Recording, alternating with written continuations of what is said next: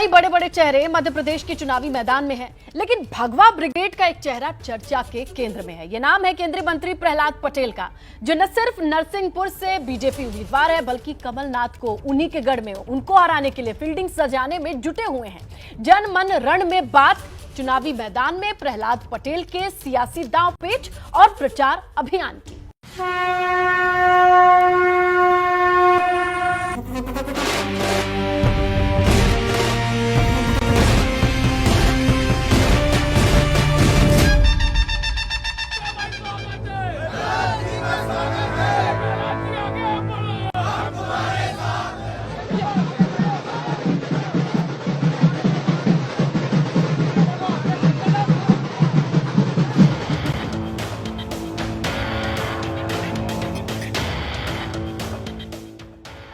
मध्य प्रदेश के चुनावी रण में बीजेपी का बड़ा चेहरा, नरसिंहपुर विधानसभा सीट से बीजेपी उम्मीदवार और केंद्र सरकार में खाद्य प्रसंस्करण उद्योग राज्य मंत्री प्रहलाद पटेल।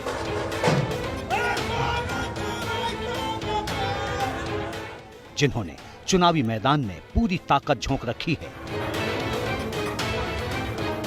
दावा है कि उनका मिशन बीजेपी को 5वीं सत्ता के शिखर तक पहुंचाना है और उनके इस मिशन का अगला टारगेट है कांग्रेस के दिग्गज नेता कमलनाथ का गढ़ कहे जाने वाला छिंदवाड़ा। हम प्रहलाद जी के साथ हैं और जिस प्लेन से प्रहलाद जी छिंदवाड़ा जा रहे हैं, अपनी नरसिंहपुर के अलावा जो दूसरी कॉन्स्टिट्यूंसी है जो इनकी जिम्मेदारी है, वहाँ पे कैंपेन करेंगे और हम जानेंगे और देखेंगे कि प्रहलाद जी किस तरीके से कैंपेन करते हैं, किस तरीके से जनता के बीच जाके अपनी बात रखते हैं और किस तरीके से कार्यकर्ताओं के बीच जाके जीतने की रणनीति बनाते हैं। और यही है जन मन रण। अगर 2018-19 में कमलनाथ की करीब 15 महीनों की सरकार को छोड़ दें, तो 2003 के बाद से बीजेपी मध्य प्रदेश की सत्ता में है।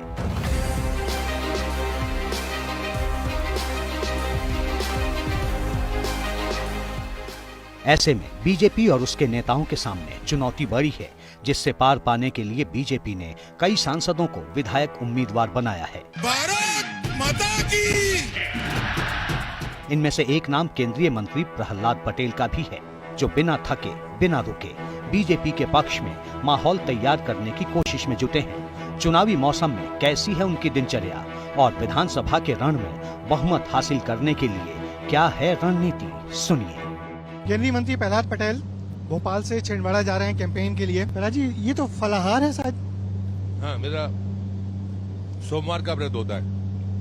मैंने 85 के बाद से लगातार सोमवार का व्रत मैं करता हूँ। कितना मुश्किल हो जाता है चुनाव के बीच में ये सब खाना, व्रत और नियम?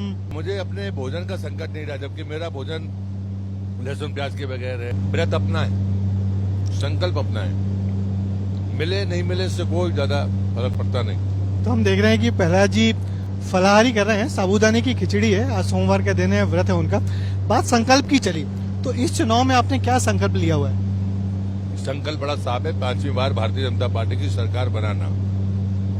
दूसरा, जो लोग धनबल के आधार पर, जो कांग्रेस के नेता अपने आप को अजय कहते हैं, जिनने ना तो विकास किया, परिवारवाद के अलावा कुछ दिया नहीं, तुष्टीकरण के अलावा कभी विरासत की चिंता नहीं की, मतलब हमारी परंपराओं का मजाक उड़ाया, तो जरूरत पड़ी तो फिर वो उन परंपराओं का दोहन करने में भी चूकते नहीं है।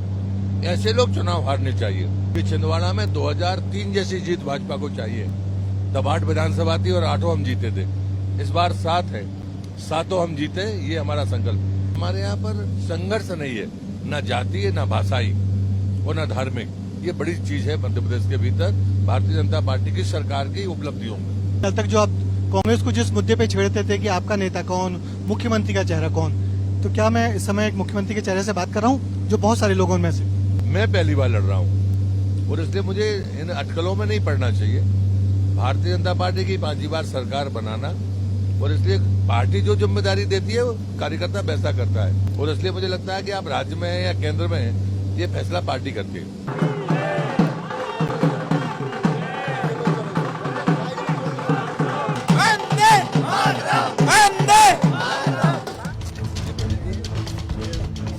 प्रहलाद पटेल का विमान छिंदवाड़ा में उतरा।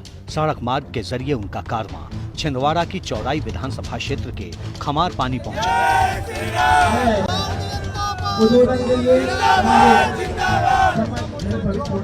जहां पहले ही बड़ी संख्या में लोग मौजूद थे। यहां प्रहलाद पटेल ने बड़ा दावा किया। मैं दावे से कहता हूँ, 2008 को मुझे टिकट दी होती तो इसका वंशवाद उसी समय खत्म हो जाता कमलनाथ का। प्रहलाद पटेल अपनी सभाओं में मुफ्त राशन और लाडली बहना योजना समेत बीजेपी सरकार में चलाई गई तमाम कल्याणकारी योजनाओं का जिक्र करना नहीं भूलते। शिवराज सरकार की लाडली बहना योजना का असर बीजेपी की सभाओं में दिख रहा है। हम ये प्रहलाद पटेल जी की सभा में यहाँ पर है, मगर आप देख सकते हैं कि यहाँ पर महिलाओं की अच्छी खासी संख्या है। लाडली बहना योजना, लाडली लक्ष्मी योजना, स्वयं सहायता समूह, धीरे धीरे महिला भी जागरूक हो रही है। ये तो आदिवासी इलाका है, महिलाएं कम निकलती हैं। नहीं तो अब क्या कहते हैं, इतने अच्छा काम करेगी बीजेपी सरकार तो वो तो जागेगी चुना। पहले की महिलाएं गांव के सचिव और सरपंच से बात करने में भी हिचकती थी, और आज की महिला डायरेक्ट प्रधानमंत्री मुख्यमंत्री से बात कर रही है। इससे अच्छी और बात क्या हो सकती है। छिंदवाड़ा में भगवा विजय ध्वज लहराने के लिए बीजेपी की रणनीति क्या है, इन तस्वीरों से समझिए। सभा खत्म हुई तो प्रहलाद पटेल कार्यकर्ताओं के साथ चाय पर चर्चा में जुट गए। बिछुआ एक समय हमारा सबसे कमजोर मंडल होता था। मैं जब लोकसभा चुनाव लड़ा तो यहाँ मैंने रात गुजारी है। उस समय हमारे पास में उतनी ताकत नहीं थी। आज जो ये दिख रहा है बिछुआ में, ये बहुत बड़ी ताकत है। ये सबसे बड़ा मंडल है। हमने देखा बड़ी संख्या में इस आदिवासी इलाके में अब महिलाएं भी निकल के आ रही हैं। आगे काफी सारी संख्या में महिलाएं आपको सुन रही थी। ये मातृशक्ति का जो संकल्प है भारतीय जनता पार्टी का, महिला सशक्तिकरण और स्वाभिमान की रक्षा का, उसने असर दिखाना शुरू कर दिया है। चौराई विधानसभा क्षेत्र के खमार पानी में प्रहलाद पटेल की सभा में जो एक बात खास नजर आई वो ये तस्वीरें हैं। जब प्रहलाद पटेल चाय पर चर्चा कर रहे थे, सभा में आए लोग खास तरह से बनाए गए चावल का आनंद ले रहे थे। ये चावल है, ये आलू फ्राई चावल। चलिए हम भी खा के देखते हैं। बरी जो रहती है, हाँ, उसकी इसमें मिक्स है ये। अच्छा, ये बरी भी है और इसमें आलू भी है। हाँ, आलू भी है। अच्छा, तो यहाँ ऐसी पोहा नहीं चलता क्या यहाँ पे? पोहा चलता है, पर बेसिकली ये शाम का टाइम है, तो शाम में जैसे भोजन के तहत भी लेते हैं, तो उसको ये हो जाता है। नहीं, चलिए किसी मामले में पोहे से कम नहीं है और बहुत टेस्टी है और गर्मा गर्म है सबसे ज्यादा। चलिए, ये चुनावी सभा इस अंदाज में खत्म होती है तो निश्चित ही यहाँ आए सभी लोगों को अच्छा लगता है। वैसे तो शाम के करीब 7:30 बजे प्रहलाद पटेल की सभा समाप्त हो गई थी, लेकिन उनका प्रचार अभियान इसके बाद भी जारी रहा। प्रहलाद पटेल पहुंचे हैं अब चौराई, अपने कार्यकर्ताओं के बीच में हैं और कार्यकर्ताओं को समझा रहे हैं कि किस तरीके से चुनाव में काम करना चाहिए, किस तरीके से असंतुष्ट लोगों को समझाना चाहिए, किस तरीके से हमको ये चुनाव जीतना है।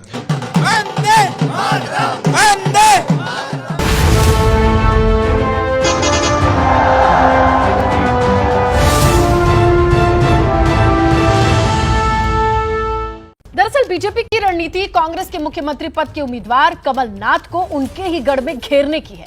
ऐसे में बीजेपी हर मुमकिन कोशिश में जुटी है। कमलनाथ को रोकने के लिए केंद्रीय मंत्री प्रहलाद पटेल ने दिन रात एक कर दिया है।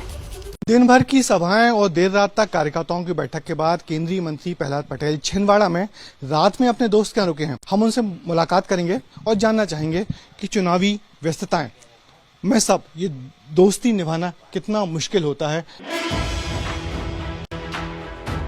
प्रहलाद पटेल ने सुबह का नाश्ता अपने मित्र के घर पर ही किया।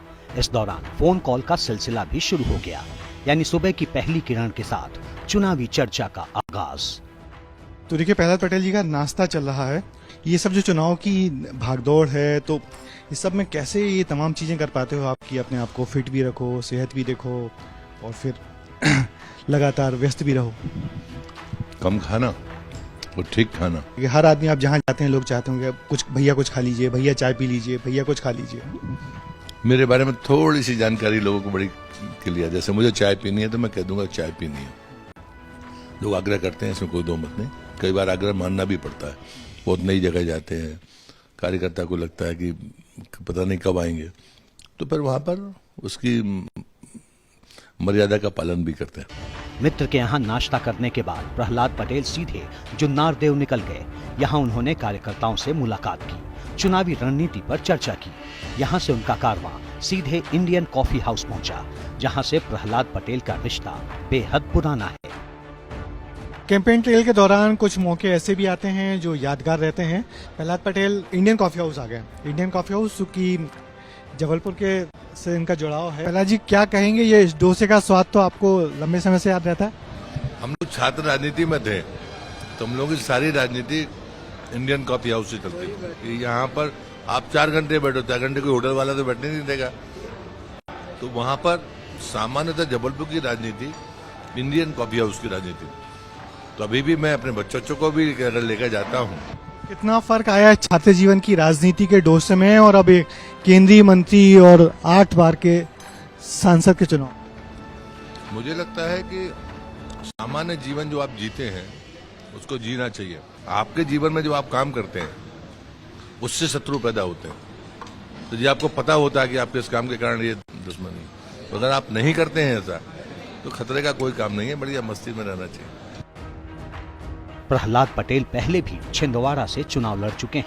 2004 में प्रहलाद पटेल ने कमलनाथ के खिलाफ छिंदवाड़ा से लोकसभा चुनाव लड़ा था, जिसमें उन्हें हार का सामना करना पड़ा था। ऐसे में उन्हें अच्छी तरह मालूम है कि छिंदवाड़ा में कमलनाथ को हराने के लिए क्या रणनीति होनी चाहिए। मध्य प्रदेश की छिंदवाड़ा सीट पर इस बार मुकाबला रोचक है। दरअसल यहाँ पर मध्य प्रदेश के पूर्व मुख्यमंत्री कमलनाथ मैदान में हैं। वो इस इलाके से यानी छिंदवाड़ा संसदीय सीट से 9 बार के सांसद रह चुके हैं। पिछली बार विधायक थे, पिछली बार 25,000 वोटों से जीते थे, मगर इस बार बीजेपी ने फिर जोर लगाया है। प्रहलाद पटेल स्वयं यहाँ आए हुए हैं, पदयात्रा कर रहे हैं, इलाके में लोगों को मना रहे हैं कि बीजेपी को वोट दीजिए, क्योंकि इस बार उनका मानना है कि सरकार बीजेपी की बनने वाली है। आसान नहीं है छिंदवाड़ा जो कमलनाथ और कांग्रेस का गढ़ बन गया है उसे तोड़ना, मगर इसी गढ़ को तोड़ने के लिए चुनौती देने आए हैं प्रहलाद पटेल। दरअसल प्रहलाद पटेल भी जानते हैं कि छिंदवाड़ा पर कमलनाथ की पकड़ कोई 1-2 साल पुरानी नहीं है। 1980 में कमलनाथ ने छिंदवाड़ा पर राजनीतिक पकड़ बनानी शुरू की। इस दौरान 9 बार वहां से सांसद चुने गए। सिर्फ एक बार 1998 में उन्हें हार मिली। 2014 में मोदी लहर के बावजूद बीजेपी उन्हें संसद तक पहुंचने से रोक नहीं पाई। लेकिन अब जबकि कमलनाथ छिंदवाड़ा विधानसभा सीट से उम्मीदवार हैं, तो बीजेपी अलग रणनीति के साथ सामने है। छिंदवाड़ा की गलियों में प्रहलाद पटेल अब उतर आए हैं पदयात्रा करने के लिए। तकरीबन 2 घंटे की पदयात्रा है और लोगों का उत्साह, लोगों से अभिवादन कर रहे हैं। लड़ाई छिंदवाड़ा की है। इस बार लड़ाई छिंदवाड़े की जनता कमलनाथ जी से लड़ रही है और छिंदवाड़े की जनता जीतेगी। ये जोश क्या वोटों में कन्वर्ट होगा? निश्चित रूप से होगा। यहाँ पर ये परिस्थितियाँ कभी होती नहीं थी, ये पहली बार चित्र दिख रहा है। जनता सड़क पर आ रही है। ये जो उत्साह है सिर्फ उत्साह नहीं है, संकल्प के साथ लोग सड़क पर आ रहे हैं। ये पहली बार देख रहा हूँ मैं। ये थे प्रहलाद पटेल जो अब आ गए हैं सड़कों पे। छिंदवाड़ा में कमलनाथ दूसरी बार चुनाव मैदान में उतरे हैं विधानसभा चुनाव के लिए।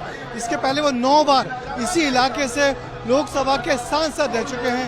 ये पूरा इलाका छिंदवाड़ा उनका गढ़ माना जाता है, मगर इस बार बीजेपी ने ठान रखी है कि उनको कड़ी चुनौती दी जाए और बीजेपी का झंडा छिंदवाड़ा पर गाड़ा जाएगा। कैमरामैन होमेंद्र देशमुख के साथ ब्रजेश राजपूत, एबीपी न्यूज, छिंदवाड़ा।